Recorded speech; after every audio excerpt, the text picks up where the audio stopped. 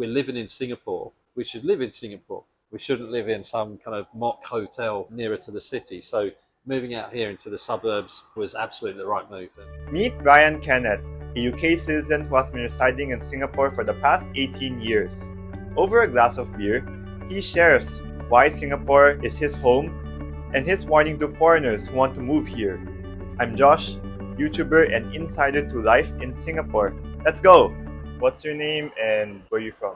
Yeah, so I am Brian Kennett, originally from England, and I've lived here now in Singapore for the past nearly 18 years.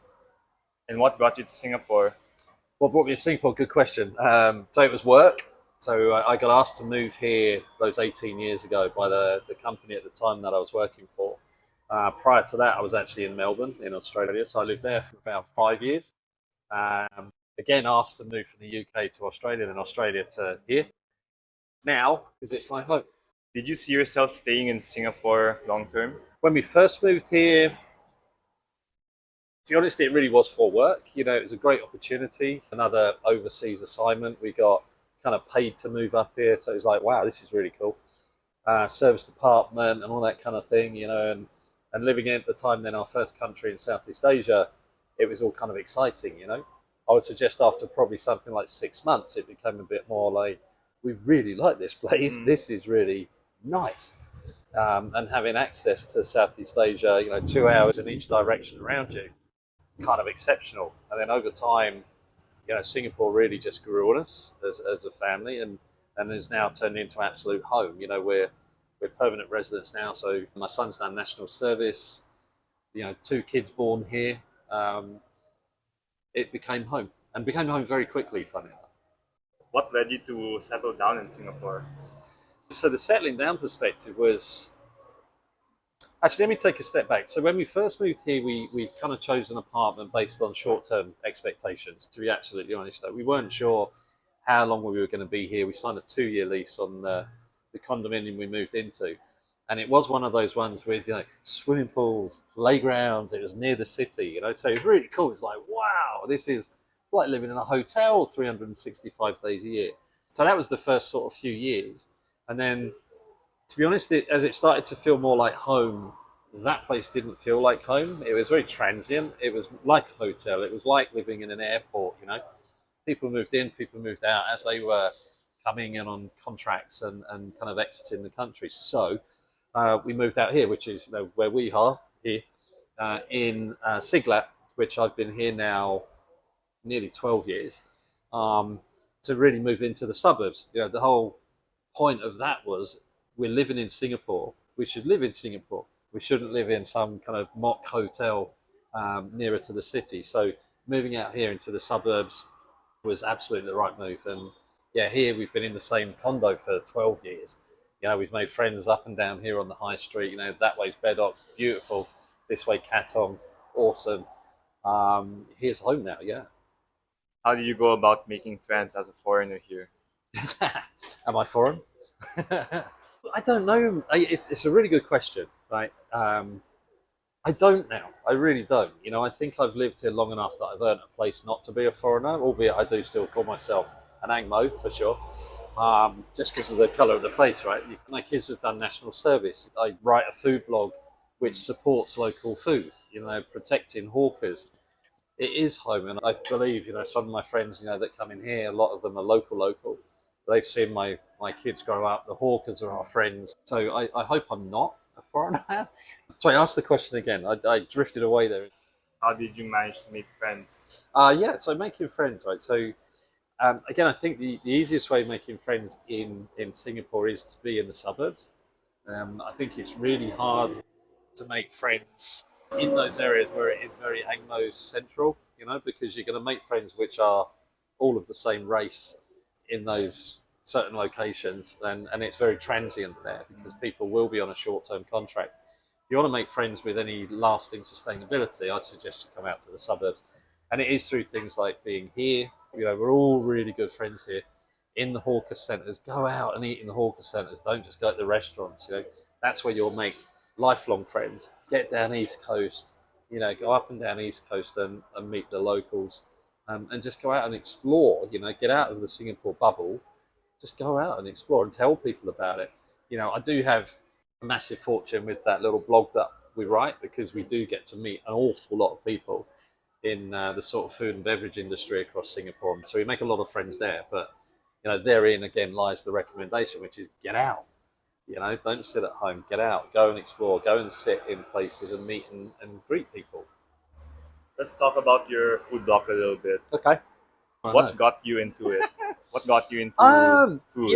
It started so long ago. There was a point in my life which wasn't very nice. And because of that, there was some counselling involved. And the counsellor sort of said, look, don't bottle things up. Why don't you write it down? Get it out, release the pressure cooker. And I thought that was quite a good idea at the time. So I did start writing, and then evolved into now the family's okay. And then it evolved into we went to this place on holiday and it was great and the food was amazing.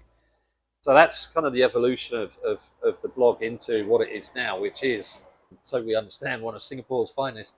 But it's all around food, it's around travel, it's around family, and it's around cooking. So the sort of cooking things that I've learned here, living in Southeast Asia. So we're really proud of it. There's only 2 of us that manage it. But we pride ourselves on doing things like where we recommend you to go. We don't say where not to go, we say where to go. We're a little bit different. We don't do top 10s per se all the time. It really is over and above that, with that little bit of travel spin in there as well. I just want to explore a little bit more about how different was your life in Singapore compared to back in the UK. Good question. So UK was very much one of, when can you go outside and wait for that one day of summer a year? So it really was one of, you sort of take a 2-week holiday every year to go somewhere hot, because you can't get hot weather in the UK. It's always raining, something's broken, something's not working. And then you kind of move here and you put your shorts on, you put your flip-flops on 365 days a year. You're outside, your kids are playing outside, your kids are safe outside. You don't have to worry about the kids all the time. I mean, look at it today, right? It's a beautiful sunny day. Everyone's happy, everyone's walking around. It's just amazing. That by far is the biggest difference. You spend so much time outdoors here because you can. I absolutely love it. The kids love it. We're near the sea, as you know. Just down the road here is the East Coast. We can drive into Malaysia. You've got a 45-minute ferry to Indonesia, you've got an hour flight to Thailand, all just from here. And also, this country works. Look at what's happening in England at the moment. You look at the politics, the immigration problem, Brexit. It's a broken country, and I'd rather have my kids going through their prior adult life here and having a really good, safe, secure, sustainable life here than what I've witnessed back in the UK. Do you miss your relatives in the UK? Of course. Yeah, that's the one downside of being an international overseas. Nearly half my life now has been overseas. And that's probably the hardest thing, to be honest. I don't miss the UK, really. I really don't miss the UK. I don't miss England, but I miss the people in it. And that would be my relatives and my friends, my very close friends that are still lifelong friends to this day, But they come here, we go there. It's not to say that we don't see each other. COVID was really tough. Through that period, we started doing things like family Zooms every Sunday, right? And we've kept that going. So what's it now, 5-6 years, So every Sunday for the last 6 years, we do a family Zoom. So we always stay in touch. But it's the things like, when my grandparents passed away, I was overseas for both of those and hadn't seen them for, a number of years prior to. That is heartbreaking, but there's nothing you can do about that. There truly is. It's the big sacrifice that you make for wanting your family to be, more successful overseas than a home market. You sadly sacrifice your family. For sure, I believe that the grass is not always greener on the other side. It's slightly greener, but there's definitely a drawback, especially with leaving your family. Right? Yeah, there is as well, but there's also, Singapore's not going to get, all praise. It's had hard times for us being here. Despite having lived here for quite a few years. We went through a period of it being really hard for my wife to actually get the same status as us, permanent residency, even down to, having to take my youngest, at the time he was about 6 months old, out of the country every month to be repatriated in the Philippines to be allowed to come back for a month. Really? Um, that was really bad. And Singapore took a massive dip in my personal perspective at that time. It really was not a nice place for us to be because it was breaking the family up. And no matter what you said to immigration checkpoint authority, and I don't mind saying this, is you were breaking my family up. I've just had a son that's done national service. 3 of us have been PR for a number of years. All we were asking for was that my wife and my youngest newborn were given the same status as the rest of the family so that we can all be together. Completely ignored, and I truly do not understand why. So it's not been all rosy in Singapore, to be honest with you. But if I compare it to 18 years here, 18 years UK, yeah, it's certainly been better. But to your point, yeah, is the grass greener? Yeah, most of the time. Most of the time. While most people would talk about Singapore as the safest country, the most convenient country, there's also a lot of talk about the work culture in Singapore. So, how's your work experience in Singapore? Okay. Yeah, it's we're a country that kind of lives by the votes, and the seats in the house by the party that's in. We know who that is, and that voting does make decisions from the government here associated to our expatriates in favour or not, right? So in terms of actually having access to jobs, it's kind of dependent on the government and dependent on the votes in house, and how expatriates are kind of viewed at that point in time. Totally get it. At the moment, it's kind of tough, right, with getting work visas, work permits, etc.